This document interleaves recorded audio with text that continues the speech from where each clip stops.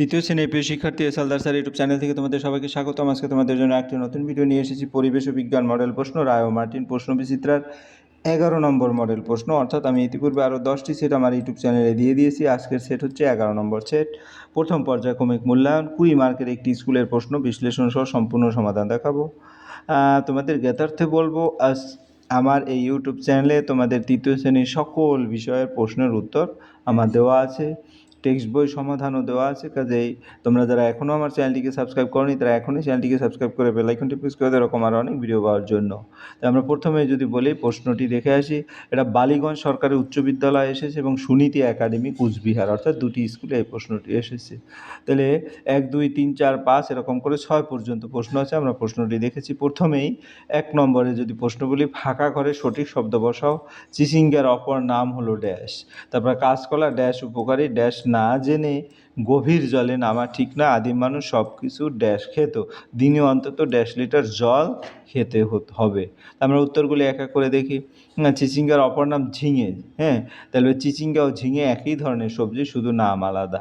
তারপরে কাঁচকলা স্বাস্থ্যের জন্য উপকারী। তারপরে কাঁচকলা হজমে সাহায্য করে এবং শরীর ভালো রাখে। তারপরে সাঁতার না জেনে গভীর জলে নামা ঠিক নয়। তবে সাঁতার না জানলে ডুবে যাওয়ার সম্ভাবনা থাকে, তাই সাবধান থাকতে হবে। অর্থাৎ আমাদের কিন্তু প্রতিটার উত্তর কিন্তু যার যার আদিম মানুষ সব কিছু ড্যাশ খেত, কাঁচা খেত, তখন আগুন আবিষ্কার হয়নি, তাই রান্না করা যেত না। দিনে অন্তত 2 থেকে 3 লিটার জল খেতে হবে। শরীর সুস্থ রাখতে প্রতিদিন পর্যাপ্ত জল পান করা খুব জরুরি, এই কারণে 2 থেকে 3 লিটার জল খেতে হবে। অর্থাৎ 1 নম্বরের যে প্রশ্ন আছে, আমি কিন্তু প্রতিটা প্রশ্নের উত্তরেই ক্লিয়ার করে দিয়েছি। এখন তোমরা আবার মিলিয়ে নিতে পারো। এরপর 2 নম্বরে সত্য মিথ্যা। নিম পাতা খোসা পাচরা হতে দেয় ঢ্যাঁড়স আর ভেন্ডি হলো একই আনাজ। আমরা একটু দেখে সেই দুইটাই। নিম পাতা খোস পাচরা হতে দেয়, এটা সত্য। নাকি ঘোষপাচরা, অর্থাৎ নিম পাতার জীবাণুনাশক গুণ আছে, তাই যা ত্বকের রোগ কমায়। টমেটো আর ভেন্ডি হলো একই আনাজ, এটা মিথ্যা। টমেটো ভেন্ডি আলাদা সবজি। গমের বীজ গুঁড়ো করলেই হয় চাল, এটা মিথ্যা। চাল হয় ধান থেকে, গম থেকে বা আটা বা ময়দা হয়। সজনের ডাঁটা হলো সজনের ফল, সত্য। আমরা যে সজনের ডাঁটা খাই সেটা আসলে ফল। রোজ দাঁত মাজা প্রয়োজন নেই, এটা মিথ্যা।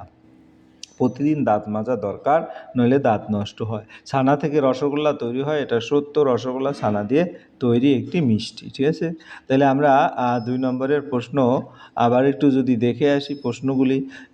যেমন গমের বীজ গুঁড়ো করলে, যেটা আমরা দেখেছি, সজনে ডাঁটা, রোজ দাঁত, তারপরে চানা থেকে রসগোল্লা তৈরি হয়। আশা করি বুঝতে পেরেছি। এবার 3 নম্বরের প্রশ্ন। 3 নম্বরের প্রশ্ন যদি আমরা দেখি, 3 নম্বরের প্রশ্নটা দেখে আসি। 3 নম্বরে কি প্রশ্ন আছে? 3 নম্বর, ফুটবল নাকি দাবা খেলায় পায়ের কাজ অনেক বেশি। কানের ভিতর একটা পাতলা চাদর পর্দা আছে। রাতকানা রোগ হয় ভিটামিন এ নাকি বি এর অভাবে। খাবারের গন্ধ নেওয়ার জন্য চোখ নাকি না অঙ্গের প্রয়োজন। আমরা এক এক করে উত্তর দেই। ফুটবল খেলার পায়ের ব্যবহারের বেশি হয়, দাবায় নয়। পর্দা, কানের ভিতরে পাতলা পর্দা থাকে, যা শব্দ শুনতে সাহায্য করে। ক নম্বরে এ, ভিটামিন এর অভাবে রাতকানা রোগ হয়। ঘ নম্বরে নাক, গন্ধ নেওয়ার জন্য নাক ব্যবহার করা হয়। এরপর আমরা চলে যাব পরে 4 নম্বর, বাম দিকের সঙ্গে ডান দিক মিলাও।